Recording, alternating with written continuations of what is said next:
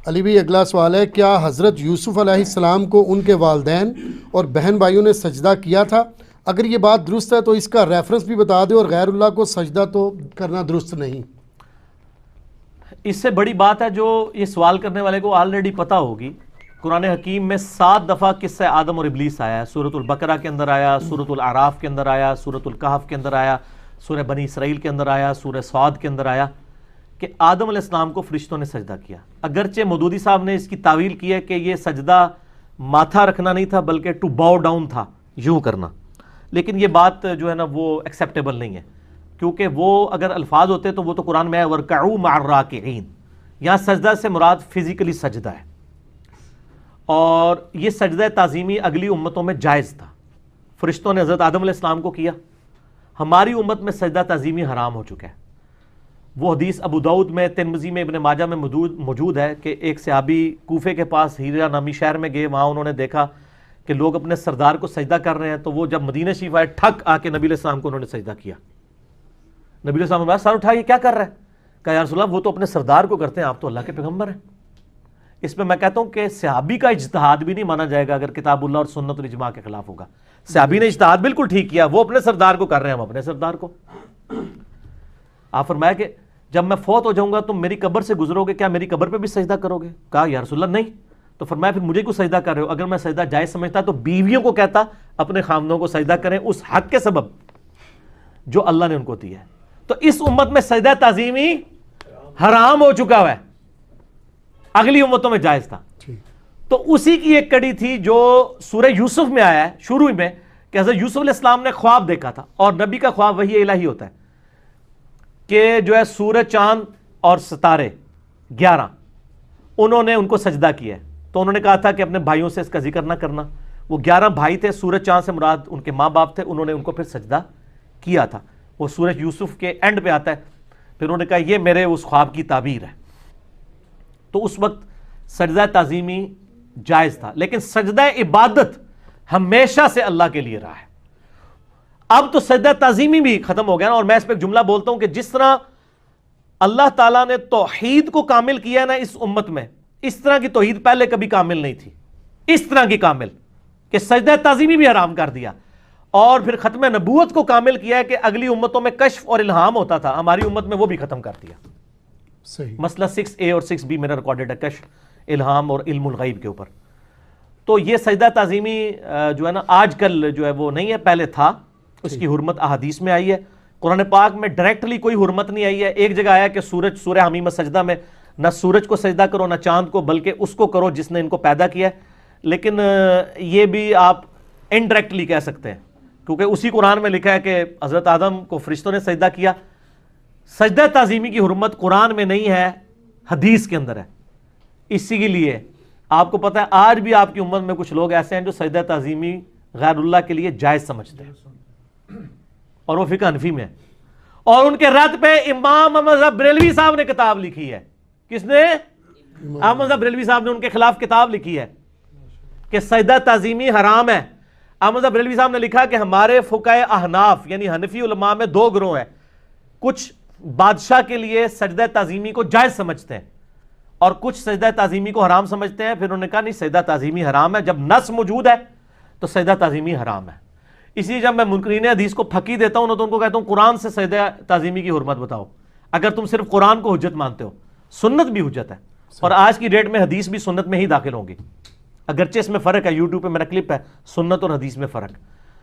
تو سجدہ تعظیمی کی حرمت احادیث کے اندر آئی ہے، اور احمد بریلوی صاحب نے باقاعدہ کتاب لکھی ہے۔ اب یہ ایک المیہ ہے کہ سب سے زیادہ قبروں کو سجدے بریلوی کر رہے ہیں، تو ان کو ایجوکیٹ کرنے کی ضرورت ہے کہ آپ جس کو امام مانتے ہیں ان کا سلام پڑھتے ہیں۔ اب ربیع الاول شریف شروع ہے، آپ نے جگہ جگہ پڑھنا ہے مصطفیٰ جان رحمت پہ لاکھوں سلام۔ تو جنہوں نے یہ کلام لکھا ہے نا، انہوں نے تو سجدہ تعظیمی کو حرام لکھا ہے، ایون انہوں نے کہا ہے کہ روزہ شریف کی جالیوں کو ہاتھ لگانا بھی حرام ہے، اور حد رکوع جھکنا بھی حرام ہے، قبر پہ دیا جلانا بھی حرام ہے۔ یہ میں نے کئی حوالے پیش کیے ہیں اس کے، ٹھیک ہے نہیں، اور یوٹیوب کے اوپر میرے کلپ اس حوالے سے رکھے ہوئے ہیں۔ قوالی پر اعلیٰ حضرت کا فتویٰ، اس میں نے HD کیمرے میں احکام شریعت کی ویڈیوز میں ساری چیزیں دکھائی ہیں۔ قوالی پر اعلیٰ حضرت کا فتویٰ، تو لوگ اپنی تعلیمات کو بھلا چکے ہیں۔ ایون آپ کو آج میں بڑی ایک اسٹانشنگ بات بتاؤں،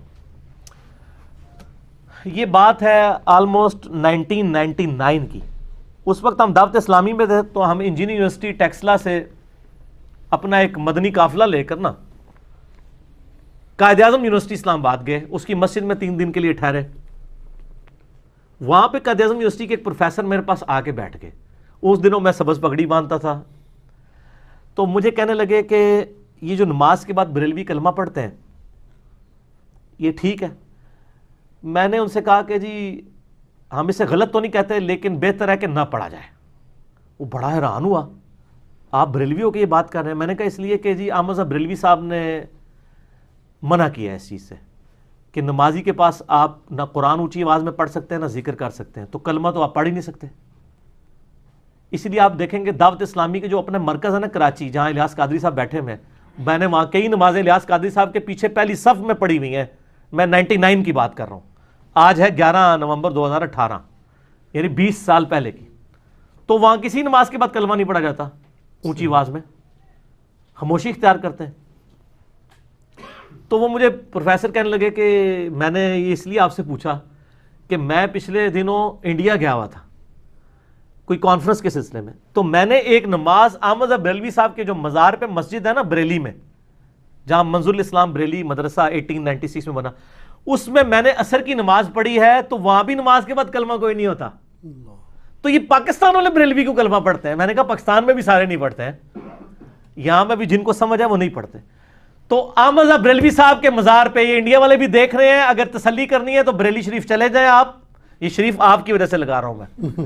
تو میں تو اور کئی شریفوں کو شریف نہیں کہتا, میرے نزدیک 2 ہی شریف ہیں, مکہ شریف اور مدینہ شریف, کیونکہ حرمین وہی ہیں.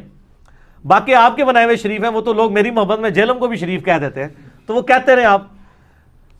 تو آپ بریلی تشریف لے جائیں اور وہاں جا کے آپ نماز پڑھ کے دیکھیں کہ وہاں اونچی آواز میں کلمہ ہوتا ہے کہ نہیں. تو آپ بریلی علماء کی ذمہ داری نہیں کہ اپنی پبلک کو یہ بات بتائیں,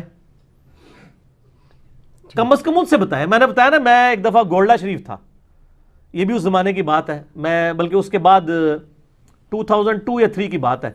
میں جناب میری جو آفس کی طرف سے رہائش تھی نا وہ F11 میں تھی, وہاں سے آپ 15 منٹ میں گولڈا شریف G11 یعنی E11 بنتا ہے, ادھر پہنچ سکتے ہیں.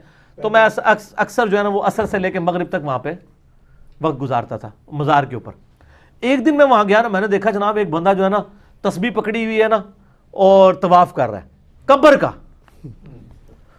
اچھا میں نے اس نے ذہن رکھا, میں نے کہا اس نے ویسے کسی بندے کو تلاش کر رہا ہو, 1 یا 2 3 جب پھیرے ہو جائیں پھر بندہ کہتا ہے کوئی کام, تیسرے پھیرے میں پھاڑ لیا ہوں. میں کہا یار تو بریلوی کو بدنام کرا رہا ہے. کہتا کیا ہوا ہے؟ میں نے کہا یہ کیا کر رہا ہو؟ کہتا طواف کر رہا ہوں. میں نے کہا یار طواف تو قبر کا حرام ہے, طواف تو صرف خانہ کعبہ شریف کا ہے. وہ کہتا جی عشق دیاں گلاں نے. او میں کہا نہیں, احمد صاحب بریلوی صاحب نے لکھا ہوا ہے اور بار شریعت میں لکھا ہوا ہے. کہتا انہوں نے لکھا ہے. میں نے کہا جی ہاں. کہتا پھر ٹھیک ہے, بابا کہے گا تو مننا گے, کسی اور دے کہنے تو نہیں مننا گے.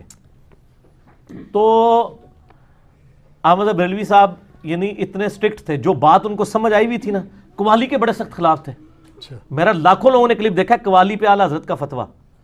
احمد بریلوی صاحب نے کہا ہے کہ تم قوالی کی یعنی سپورٹ میں ہمیں بزرگوں کے واقعات سناتے ہو اور ہم تمہیں کتب ستہ کی حدیثیں پیش کرتے ہیں.